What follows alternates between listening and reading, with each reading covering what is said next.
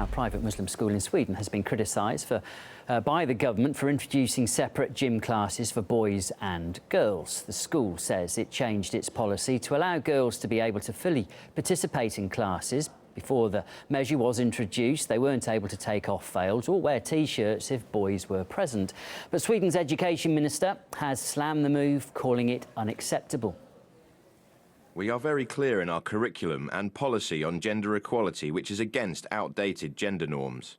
All schools have a responsibility to build a secure environment between boys and girls, but one cannot separate the students. So it is a controversial move then. We discussed it with a physical education professor and also a Muslim rights activist.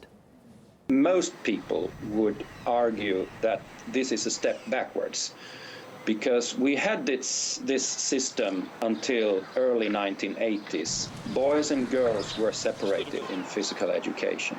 When you really look at the sport, it's internationally accepted that sport for women and men is not a mixed affair. That's why we have women's arenas for women's games and we have for men games. But I think some people are actually particularly want to pick up on the Muslim community, and therefore they go for any opportunity. Since Muslims are a minority in Sweden and are considered to be vulnerably positioned, I guess that the school's inspectorate took that in the decision that this is not only about gender, this is also about religious freedom. I don't think that if it was any other school without the religious connotations, that they would have allowed dividing girls and boys. We cannot have a situation that promoting the sort of dictatorship of the majority or dictatorship of a group of extreme right wing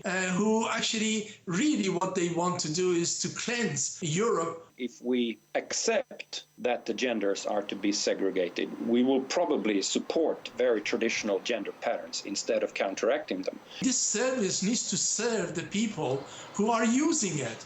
And if they want those separation, then we should provide it.